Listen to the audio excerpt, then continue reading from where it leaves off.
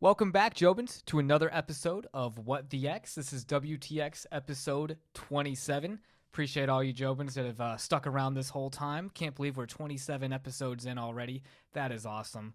But we're just going to stick with one storyline right now today, Jobins. Pretty crazy storyline going on. We're 11 days out from Election Day, so things are getting pretty tense. You know, we've been covering this election cycle pretty closely.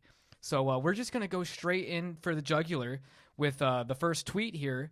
Jobins, this is by David Folkenflick at David Folkenflick. Nice last name. Pretty Folkenflick. What is going on with Bezos' decision not to let the Washington Post endorse Harris for president? Get all the deets on NPR's All Things Considered. I'll be talking to at JM Summers once more. My story from earlier today that broke the news. I saw this tweet. This is the first tweet that I saw, Jobins, when I got home from work today. And I looked on X and I was like, okay, something's going on with the Washington Post. There's a big hashtag boycott WaPo, which is short for Washington Post, I found out. So there's a big boycott WaPo trend going on right now. People are really upset with the Washington Post. And that's just kind of the intro, kind of the introduction to get into this. So thanks, David, for reporting on that. And now we're going to go to Blue Georgia at Blue ATL Georgia. And if you can't tell, they are definitely on the left, given the color blue. So that's funny. Blue Georgia. And Blue Georgia had this to say. Washington Post editor at large, Robert Kagan, has resigned. The decision to not officially endorse a presidential candidate came from Jeff Bezos. And then it's crazy because Robert Kagan, the editor for Washington Post who resigned, was on CNN, Jobins, and I definitely would recommend taking a look at it and checking it out. But he was essentially talking about how the Washington Post has never had issues endorsing a presidential candidate in the past. And a big reason that they are not endorsing a candidate now is because of Jeff Bezos, who he brings up several times, as well as Jeff Bezos' business interest and then the potential to be taxed unfavorably if Trump were to ascend and be in office. So he's already kind of getting ready and preparing just in case Trump were to win the race. So essentially, Robert Kagan is saying that Jeff Bezos is putting his principles to the side because money comes first and his business interest. And then it was funny because a lot of people that are boycotting the Washington Post are like canceling their subscriptions. And it's funny because the Washington Post, even though that is a business owned by Jeff Bezos, it's not it's like pennies compared to the money that he makes from Amazon. You know, his biggest company by far is Amazon. You could probably fit 1,000+ Washington Post inside of Amazon's portfolio. So for the people to come after the news organization instead of Amazon is pretty funny to me, because I think that you would hurt Bezos more by canceling your Amazon Prime subscription. But you know, that's what's going on right now. And then I think it's just funny that Robert Kagan resigned, because it's like the left is supposed to be for the people and you know, making sure that everyone has a chance in this life. And the guy, he's so privileged, he has the ability to resign from the Washington Post as editor at large. Like, that must be nice, being comfortable enough. You know, 1 in 3 Americans, Jobins, lives paycheck to paycheck. So the privilege this guy has to be upset about the lack of endorsement from the company that he works for is, in my opinion, laughable, because most of us don't have the agency, the ability to do that. So good for you, Robert. But at the same time, how tone deaf can you be? And that goes for I don't. I just want to say like I feel like he's out of touch here, and resigning in that fashion just is like that. I don't think people that are living paycheck to paycheck can relate to the kind of mentality that guy has. So I just want the left to remember the small guy who's just struggling to survive, because we need to worry about the economy. We need to worry about the border policy.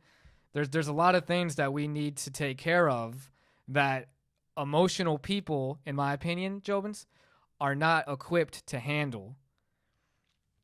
But we're going to move forward to a very emotional person, an actor that I've brought up before because it was soul crushing to see his political views on X when I first joined, because I'm such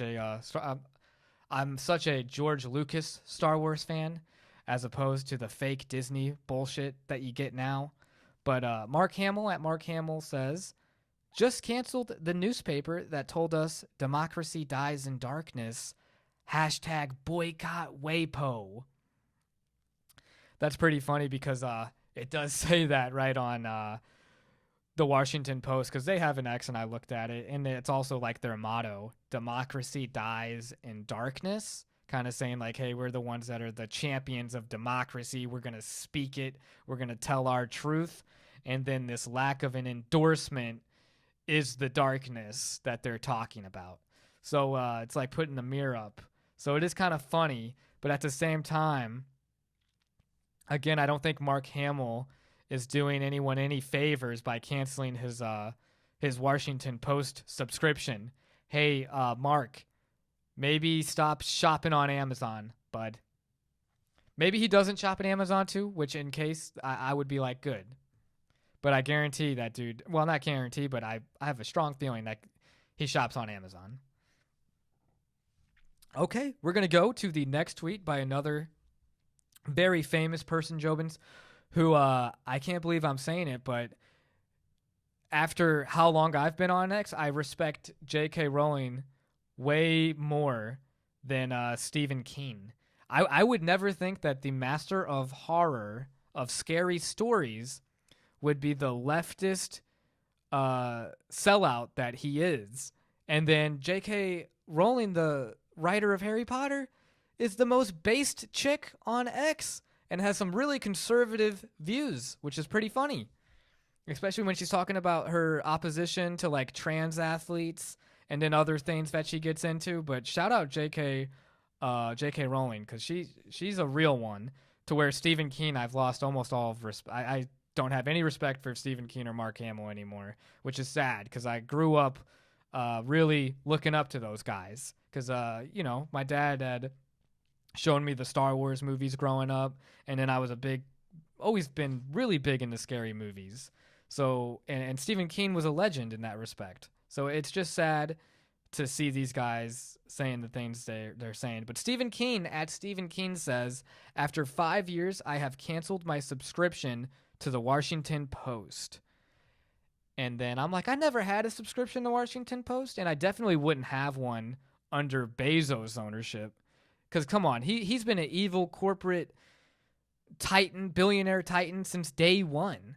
And he said after 5 years. So you're telling me, Stephen, that you subscribed to the Washington Post when Bezos was the owner. It's not like he had been grandfathered in and just kept his subscription after Bezos joined. Bezos joined in 2013, Jobins.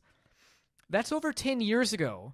And Stephen King's had his subscription for 5 years. So Stephen, you don't have a problem with billionaires like that? Like, you know the shit that Jeff Bezos has gotten in trouble for with working conditions and other things like that, workers' rights, and you now just canceled it because of the not endorsing a president? And when we say not endorsing a president, we should say not endorsing Kamala Harris. That's what you want to say, Stephen. So pathetic. Stephen's pathetic on that note, because it's like, you should have never been subscribed to Bezos' newspaper. Come on now. You knew he was a billionaire. If that was a newspaper that was owned by someone who didn't have the top 5 richest ranking, See, I'm being generous. Even in the top 10, it's like, okay, maybe they're not all the way bad. This guy's top 5 richest motherfuckers on the planet. So, Steven, please shut the hell up. Because you joined when he already owned it. So that doesn't really say you're a very principled person. But yeah, thanks for leaving your subscription. I bet Stephen King buys his own books on Amazon. Freaking idiot. So we're going to move on to the next tweet here, which is our final tweet, actually, Jobins, because I just wanted to go over the Washington Post thing. I think it's important to really take a look at, I mean, we always say it, MSM, mainstream media, and it's not to say that, there hasn't always been corporate interest at the top, that there hasn't been money involved in decisions that these news media outlets make, but it's getting really crazy, Jobins, just how the cancel culture has gotten, especially being weaponized. Yeah, I said it, weaponized by the left. This is not a weapon that you see conservatives generally use. It's the canceling. But then there is times where both sides do cancel. So it does need to change all around. But this is the last tweet, Jobins, from Russell at the Rambling Fool, and it's, I canceled my WaPo subscription because they betrayed a free press and free country by not endorsing a candidate for president. So that was in quotes. So Russell was kind of being sarcastic there when he said, I canceled my WaPo, my Washington Post subscription because they betrayed a free press and free country by not endorsing a candidate for president. We are so brain dead as a society, we have fully earned the downward spiral we find ourselves in. And then he shares an image of a lot of notable figures in the media who are just completely pissed off by this, and they're canceling their subscriptions. And I hate how like CNN likes to play it off, and these other news outlets, where they'll say Washington Post in trouble because they're not endorsing a presidential candidate.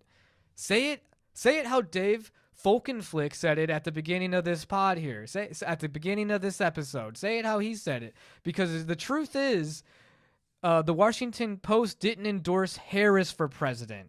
So why is Bezos' decision to do that? Because they're acting like, oh, he didn't endorse a political candidate. That's so bad. Yeah, well, what if we were like, oh, he did endorse a political candidate. It was Trump. Would you rather them not endorse at all then at that point? Or would you commend them for at least picking one presidential candidate? That's what I'd like to hear, because the hypocrisy in that statement of, oh man, we're so upset. All these celebrities should be feeling ashamed of themselves, boycotting over this because you're not voting for who they want to vote for. I'm sick and tired of all these people being like, oh yeah, go out and vote. Go out and vote. Say what you really are trying to say. Go out and vote for who I'm telling you to vote for. That's what these celebrities are doing. Nick Offerman, Mark Hamill, Stephen King. Say it with your chest out, guys. So at the end of the day, Washington Post, I've never been subscribed to them. And I'm not going to subscribe to Forbes or any of these, or like the LA Times, which is also in heat, or any of these other freaking newspapers that you have to pay just to see the full article. Get the hell out of here. They're all bad. So at the end of the day, yeah, did I get a little heated here? Perhaps. But this has been another episode of What the X, Jobins. I think I'm going to get another one out here pretty soon. I just wanted to get really laser focused on the Washington Post controversy, and I'd like to get your take. Are you a subscribe to Washington Post? Did you leave your subscription to Washington Post? Do you have any arguments to counter how my thoughts and opinions are on the matter? I'm always there and appreciative of any engagement. Again, we're 11 days out from election. I just hope that everyone stays safe, and that your families are safe too. And please like and subscribe. It means the world to me, and it really helps the channel out.